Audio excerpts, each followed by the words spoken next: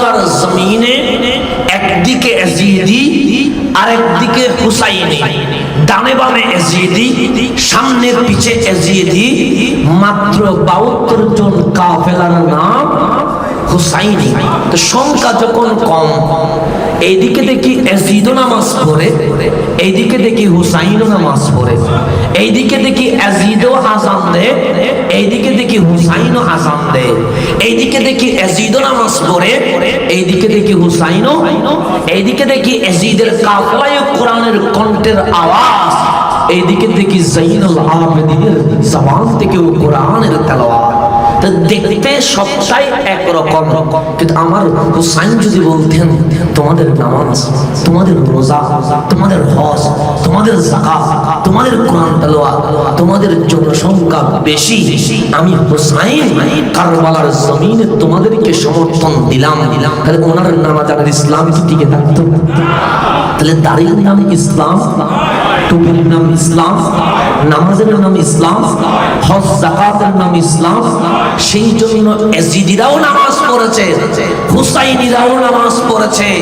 আমার school college ইউনিভার্সিটির যেই সব সোনালী শিক্ষার্থীগুলো আমাদেরকে বলে হুজুর আপনার মাথায়ও টুপি, ওনার মাথায়ও টুপি, আপনার মুখে যেই পরিমাণ দাড়ি, ওনার মুখে দাড়ির পরিমাণ আরো বেশি, আপনার জুব্বার চেয়ে ওনার জুব্বা সুন্দর বেশি, আপনার কণ্ঠ তো এমন কণ্ঠ যেটা শুনতে ইচ্ছা হয় না, ওনাদের কণ্ঠ আরো বেশি মোলায়েম সুন্দর, ওনাদের গরম নাই, আপনার গরম আছে।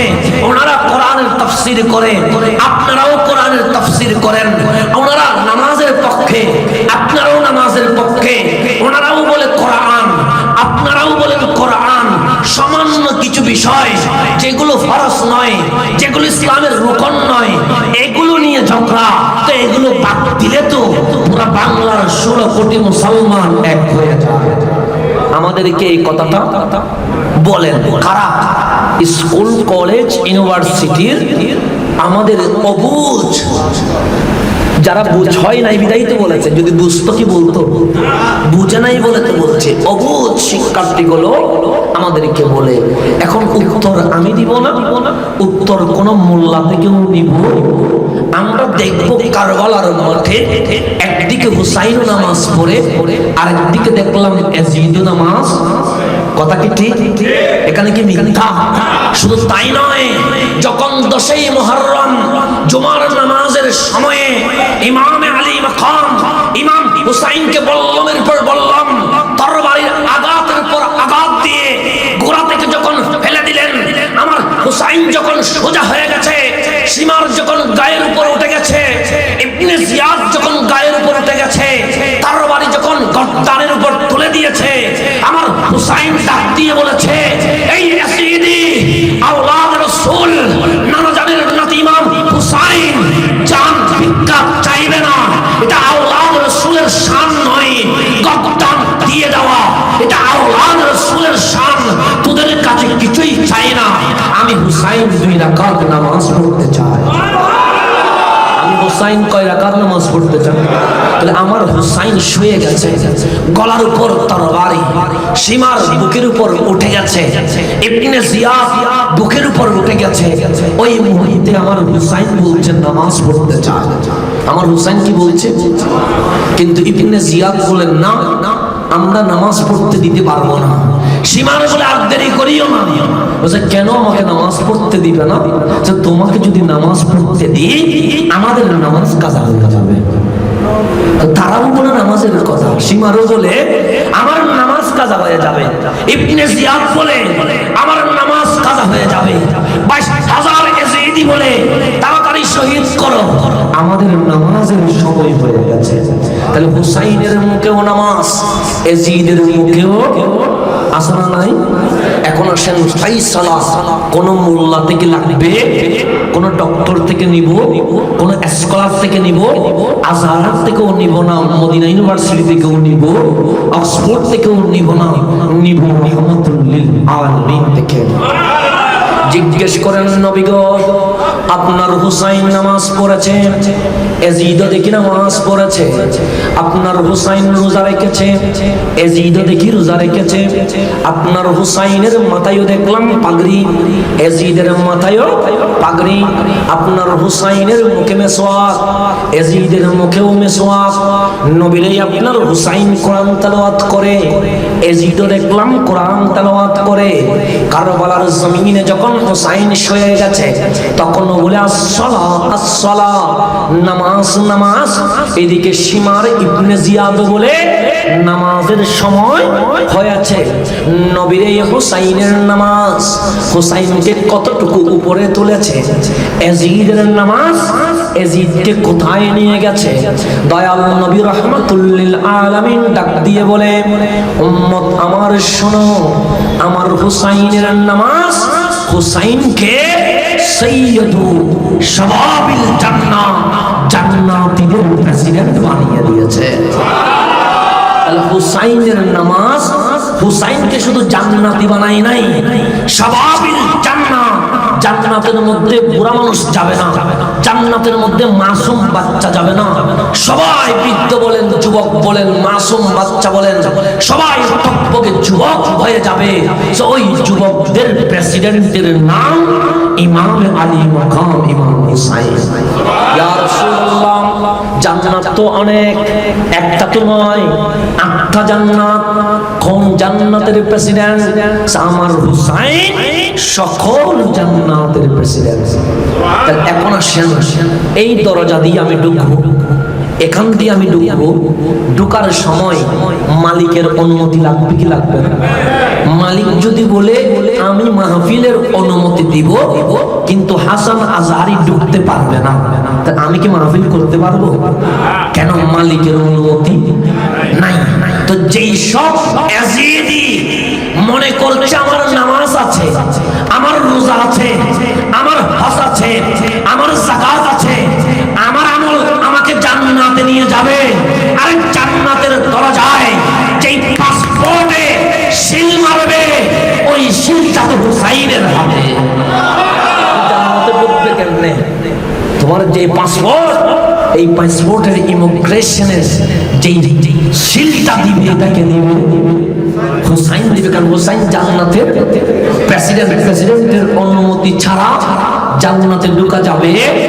আজকে বলছি হুসাইন অবৈধ, আজকে বলছি হুসাইন দিয়ে কি হবে, আজকে বলছি ইয়াজিদ আমিরুল মুমিনিন, আজকে বলছি ইয়াজিদ বড় দামি, আজকে বলছি ইয়াজিদ তো সত্য, হুসাইন তো ক্ষমতার লোভে কারবালায় গিয়েছে।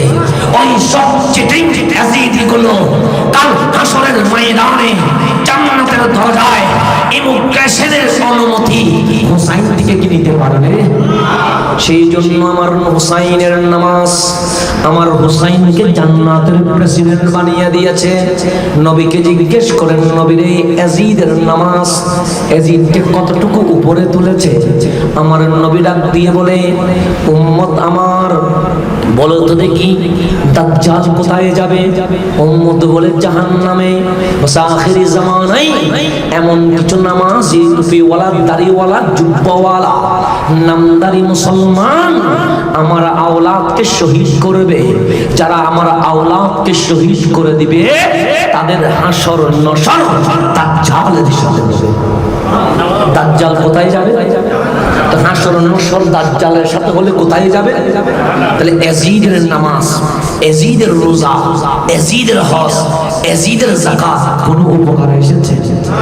কোথায় চলে যাচ্ছে? কেন?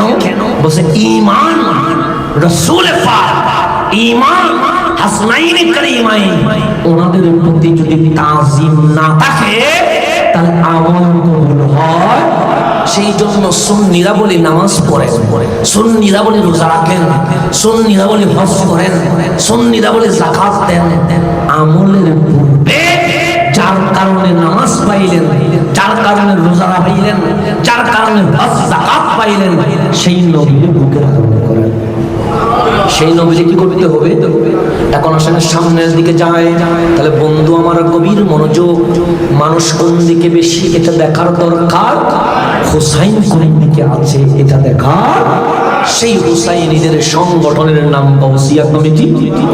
সেই গাউসিয়া কমিটি বাংলাদেশ 13 নং না 13 নং নোয়াপাড়া ইউনিয়ন শাখার ব্যবস্থাপনায় পবিত্র শোহদায়ে কারবালার মাহফিল এবং গাউসিয়া কমিটি বাংলাদেশের প্রতিষ্ঠাতা, জশ্নে জুলুসের প্রতিষ্ঠাতা আমাদের এই মুর্শিদ আকা গাউস জামান সৈয়দি সনদি মুর্শিদে বরহম আল্লামা হাফেজ কারি তৈয়ব শাহ রহমতুল্লাহি আলাইহি এর পবিত্র ওরস মোবারক উপলক্ষে ত্রাণ সামগ্রী বিতরণ এবং এই নূরানি মাহফিলে উপস্থিত উলামায়ে কেরাম, গাউসিয়া কমিটি বাংলাদেশ 13 নং নোয়াপাড়া ইউনিয়ন শাখার নেতৃবৃন্দ থেকে শুভাকাঙ্ক্ষী এবং বিভিন্ন ইউনিট শাখার কর্মী ভাইয়েরা, বিশেষ করে যাদের জন্য এখানে এসেছি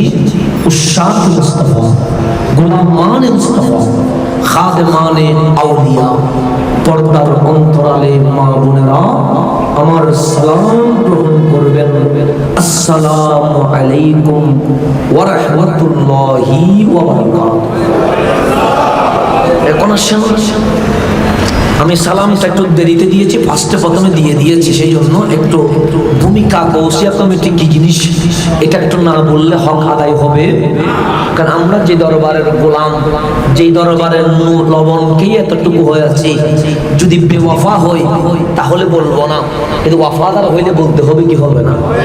এখন আমরা যদি আমাদের কথাগুলো বলি, যদি বলি গাউসিয়া কমিটি কাফন দাফনে, যদি বলি গাউসিয়া কমিটি আইসোলেশনে, যদি বলি গাউসিয়া কমিটি অক্সিজেনে, সকল সেবায় গাউসিয়া কমিটি 1 নম্বরে। এর মানে এটা নয় আমরা কোনো হক্কানি দরবারকে নিচু করি, আমরা শুধু আমাদের সেবার কথাগুলো মানব জাতিকে জানিয়ে দিয়েছি। কথা কি ঠিক? এতে আমাদের দরবার কখনো আমাদেরকে হিংসা শিখায়, কখনো আমাদেরকে বিদ্বেষ শিখায়। যদি আমাদেরকে হিংসা শিখাইতো, আজকে যদি আমাদেরকে বিদ্বেষ শিখাইতো, আজকের হিসাবে 1000-এর উপরে করোনা ভাইরাসে আক্রান্ত হয়ে যারা শাহাদাত বরণ করেছে, এইরকম মৃত ব্যক্তির কাফন দাফনে গাউসিয়া কমিটি শরীক হয়েছে। গাউসিয়া কমিটি কি হয়েছে? আজকের হিসাবে 1000 কি করেছে? ক্রস করেছে। কিন্তু আপনি যদি দেখেন সেখানে 50 জন আমাদের দরবারের না, 50 জন আমাদের দরবারের না, 950-এর উপরে কেউ অন্য দরবারের, কেউ অন্য মতবাদের, কেউ অন্য ধর্মের। তাহলে আমাদের দরবার যদি আমাদেরকে হিংসা শিখাইতো, আমাদেরকে বিদ্বেষ শিখাইতো, আমরা বলতাম আমাদের কিনা দেখতাম।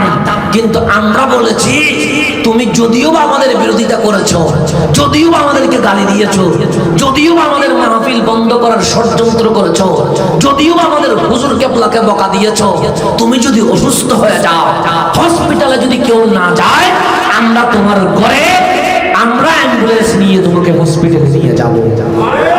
এটা আমাদের দরবারের শিক্ষা, এটা আমাদের। তোমাদের কেউ যদি মারা যায়, তোমরা যদি যাওয়ার সাহস না পাও, আমরা গিয়ে কাফন দাফন করিয়ে দিব। এটা কাদের শিক্ষা? আমাদের দরবারের শিক্ষা। তাহলে যেই দরবারের শিক্ষা মানুষের অধিকার বাস্তবায়নে তুমি মানুষের সেবায় পাশে দাঁড়িয়ে যাও, সেই দরবার কখনো অন্য কোনো হক্কানি দরবারের বিরুদ্ধে কথা বলবে। আমরা বন্ডদের বিরুদ্ধে বলি। আমরা কাদের বিরুদ্ধে বলি? বন্ডদের। কারণ বন্ডদের বিরুদ্ধে যদি আমরা না বলি, মানুষ আসল সুন্নিয়ত সম্পর্কে জানবে না, তখন মানুষ সুন্নিয়তকে বকা দিবে। তো সুন্নিয়ত রক্ষা করা এটা হুসাইনিদের দায়িত্ব। এটা কাদের দায়িত্ব? হুসাইনিদের। সেই জন্য আমাদের দায়িত্ব বলে আমরা বন্ডদের বিরোধিতা করি। এখন আসলে সামনের দিকে যায়। আজকে বড় বারাক্রান্ত হৃদয় নেই। এটা কারবালার মাস, মাহে মুহররম। আমার 22 সিরিয়াল কারবালার উপরে সিরিজ করলে 16 থেকে 17টা পর্বে আমি ইমামে আলী মাকাম ইমাম হুসাইনের জন্মলগ্ন বেলাদত থেকে শুরু করে শাহাদাত পর্যন্ত মাহফিল করেছে। আলহামদুলিল্লাহ 17টা সিরিজ হবে প্রায়, একটা সিরিজ আর একটা সিরিজের সাথে মিল নাই, এরকম করে প্রায় 16 থেকে 17টা সিরিজে হুসাইনকে কেন লাগবে, আমি সোদায় কারবালার মাহফিল আসলে লাভ কি, এগুলো সহ 16-17টা কথা আওলাদ রাসূলের শানের উপরে বলেছি। তো এগুলো বলার মধ্য দিয়ে এগুলো আমার আমল, এগুলো আমার সার্টিফিকেট, এগুলো কাল হাসরের ময়দানে আমি হুসাইনের কদমে পেশ করব যে আমি গোলাম মাঠে ময়দানে আপনার সম্মান নিয়ে নগণ্য অযোগ্য হওয়ার পরেও কিছু আলোচনা করেছি, হয়েছে কিনা জানি না, আপনি একটু কবুল করে নেন। কিন্তু আজকে যে বিষয়টা আলোচনা করতে চাচ্ছি সেটি হচ্ছে কারবালার ময়দান থেকে আমরা হুসাইন বললে চোখের পানি ছেড়ে দিই, আমরা হাসান বললে চোখের পানি ছেড়ে দিই, আমরা জৈনুল আবেদিন বললে চোখের পানি ছেড়ে দিই। কেন? কারণ ওনাদের বংশধর শাহেদ আমাদের মতো গোলামদেরকে হুসাইনের সাথে কানেকশন করে দিয়েছে। আমরা বড় ঋণী, সেই জন্য আমরা করি। কিন্তু আমাদেরকে শিখিয়েছে আওলাদ রাসূলকে মুহাব্বত করে সাহাবায়ে কেরামকে বকা দেওয়া যাবে, কোন সাহাবীর শানে বেয়াদবি করা যাবে। আজকে দেখলাম 2-3টা ভিডিওতে হুসাইনের প্রেমের মাহফিল করে আমার নবীর জলিলে কাদের সাহাবী হযরতে আমির মুআবিয়া রাদিয়াল্লাহু তাআলা আনহুকে যেমন ইচ্ছা তেমনি বকাবকি করছে, আবার নাম ইউজ করছে আমরা সুন্নি। তা আমরা জানিয়ে দিতে চাই সাহাবায়ে কেরামকে বকা দিলে সে সুন্নি হতে পারে, সে আহলে সুন্নাত ওয়াল জামাতে থাকতে পারে। সুন্নিয়ত মানে সাহাবায়ে কেরামের মুহাব্বত তাজিম থাকবে, আহলে বাইতের মুহাব্বত তাজিম থাকবে, আওলাদ রাসূলের তাজিম, আওলাদ রাসূলের সম্মান, সাহাবায়ে কেরামের তাজিম সম্মান, এই দুইটা একসাথে যেখানে জমা হয়ে গেছে ওটার নাম আহলে সুন্নাত ওয়াল জামাত। আজকে একটু আমি কারবালার সিরিজ যেহেতু আছে, আপনারা ইউটিউবে দেখলে পেয়ে যাবেন। আল্লাহুম্মা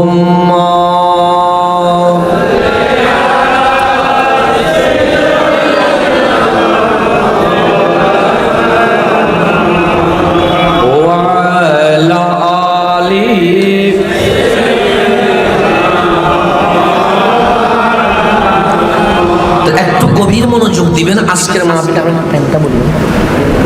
আজকের একটু গভীর মনোযোগ দিবেন, কারণ আজকের মাহফিল একটু কঠিন হবে। রওজানে বেশিরভাগ মানুষ শিক্ষিত, এখানে কঠিন হলেও এটা কঠিন নয়, আপনারা বুঝে নেবেন। কারণ আমার এদিন গায়ের জোর ছিল 103, এই নোয়াপাড়ার ভিতরে আমাকে আনছে। তো আমি বললাম মাহফিল করতে পারবো না, উঠে শুধু সালাম দিবেন। উঠে কি দিবেন? একটা বসায়া 17 থেকে 18টা প্রশ্ন দিয়ে 2.5 ঘন্টা মাহফিল করিয়েছে। 103 গায়ের জোর, কিছুদিন আগের কথা বলতেছি। 2.5 ঘন্টা, কয় ঘন্টা? 2.5 ঘন্টা মাহফিল করে ধন্যবাদ দিচ্ছি। আমার এত গায়ের কাঁপানি, কথা বলতে পারছি না, তারপরেও একটা ছেলে মাহফিল থেকে উঠে যায় নাই। 2.5 ঘন্টা মাহফিল তারা মন ভরে শুনেছে। আরো বলছেন যদি গলা ঠিক থাকতো 2.5 ঘন্টা না আরো 2-3 ঘন্টা করাইতাম। অসুখ বলে 2.5 ঘন্টায় কি করে দিয়েছে, ছেড়ে দিয়েছে। যদি অসুখ না হইতো তাহলে আপনাকে আরো কি করতাম, আরো 2.5 ঘন্টা করাইতাম। তারপরও জানতে চাইলে আমরা আছি, আমাদের অসুখ খুব, গলা ব্যথা হোক কোনো সমস্যা নাই, আমরা আছি। এখন আসেন সামনের দিকে যায়। আমার নবী রাহমাতুল লিল, উনি কেন্দ্র, ওনাকে বাদ দিয়ে ইসলাম হবে। আল্লাহ পর্যন্ত যদি যেতে চান রসুলকে বাদ দিয়ে আল্লাহ পাওয়া যায়। সেই জন্য গভীর মনোযোগ।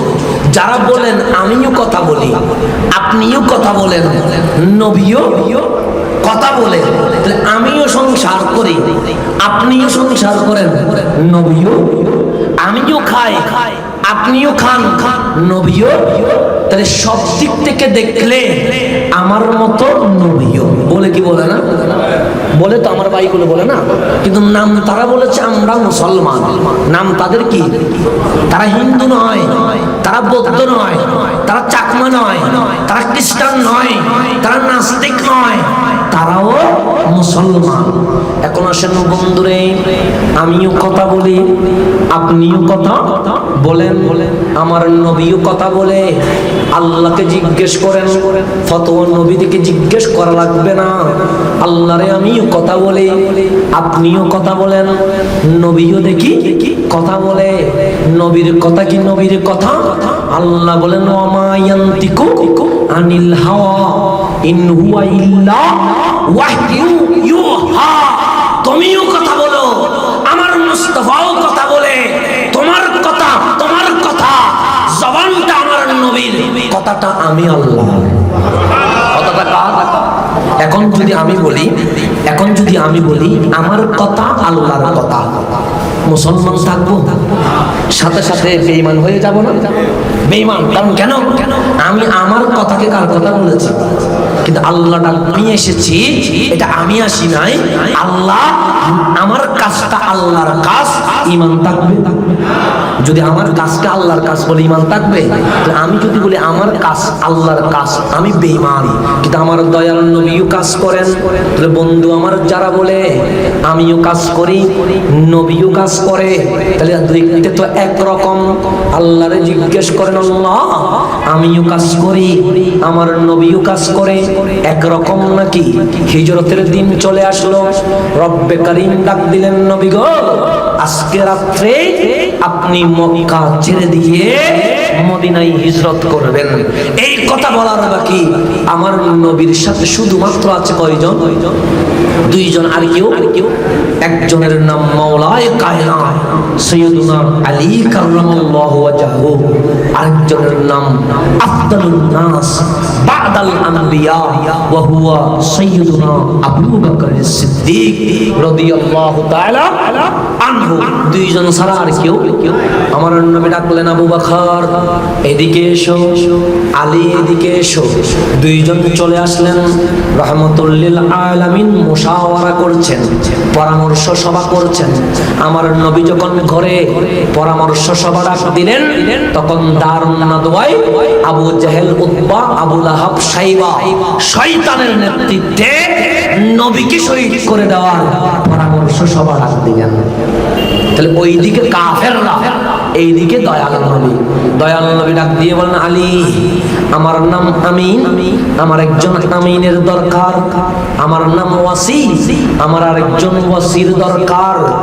আমার আমিনের নাম হচ্ছে আলী ইবনে আবি তালেব রাদিয়াল্লাহু তাআলা। আলী বিছানার নিচে তাকাও। আলী বিছানার নিচে তাকিয়ে দেখে সম্পদ, টাকা পয়সা, দিরহাম, স্বর্ণ, চাঁদি।